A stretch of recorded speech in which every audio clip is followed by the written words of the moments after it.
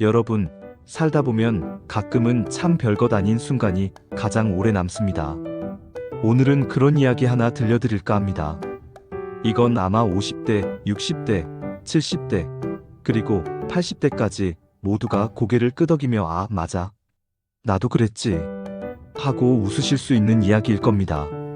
한 마을에 오랫동안 함께 살아온 5명의 친구가 있었습니다. 나이는 모두 다르지만 어쩌다 보니 동네 경로당에서 매일 얼굴을 부대끼며 지내는 사이가 되었죠. 제일 나이가 많은 박노인은 올해로 80을 넘겼습니다. 허리가 꾸부정하지만 여전히 목소리는 우렁찹니다. "야, 인생 뭐 있냐? 하루 세끼 맛있게 먹고 사람들 만나서 수다 떠는 게 최고지." 늘 이렇게 말하곤 했죠. 그 옆에는 칠순이 막 지난 김아주머니가 있습니다. 자식들은 모두 도시로 떠나고 혼자 살지만 하루하루를 부지런히 보내는 성격 덕에 동네 사람들에게 김 선생이라 불리며 존경을 받습니다. 그리고 60대의 정씨. 은퇴한 지 얼마 안 돼요. 아직 노인이라는 말에 서운해하면서도 속으로는 "이제 나도 나이 들었구나" 슬쩍 인정하는 중년입니다. 마지막으로 막 50대에 접어든 이씨가 있었습니다. 회사 일로 스트레스를 받다가 동네 선배들에게 이끌려 경로당에 발을 들였는데 처음엔 어색했지만 지금은 오히려 제일 먼저 와서 문을 엽니다. 이 5사람은 세대를 잇는 다리 같았습니다. 80은 과거의 추억을 들려주고, 칠순은 삶의 지혜를 나누며, 60은 현실의 무게를 공유하고, 50은 아직 남은 열정을 불어넣었죠. 나이 차이는 났지만 웃음소리와 함께라면 세대는 아무런 장벽이 되지 않았습니다. 어느 날이었습니다. 비가 추적추적 내리던 오후, 5사람은 경로당에 모여 앉아 창밖을 바라보고 있었습니다. 갑자기 김아주머니가 말했습니다. "우리 이렇게 매일 모여서 수다만 떠는 것도 좋지만 뭔가 흔적을 남기면 어때요? 우리만의 이야기, 우리만의 기록 같은 거 말이에요." 처음엔 다들 웃었습니다. "에이, 우리가 뭘 남긴다고. 자식들한테 잔소리만 해도 싫어하는데." 그러나 곧 정씨가 무릎을 쳤습니다. "아니, 생각해보니까 괜찮네. 우리가 살아온 세월이 그냥 흘러가 버리면 아깝잖아. 누구라도 우리 이야기를 들어주면 분명 울다가 웃다가 할 거야." 그렇게 해서 5사람은 우리 이야기 모임을 만들었습니다. 하루에 한 사람씩 돌아가면서 인생에서 가장 기억에 남는 순간을 들려주는 겁니다. 첫 주자는 박노인이었습니다. 그는 옛날 농사짓던 시절, 비가 오지 않아 농작물이 말라가던 여름날의 이야기를 꺼냈습니다. 그때는 다들 굶어 죽는 줄 알았다니까. 그런데 갑자기 소나기가 쏟아지는데 마을 사람들이 비 맞으면서 논바닥에서 다 같이 춤을 추던 거야.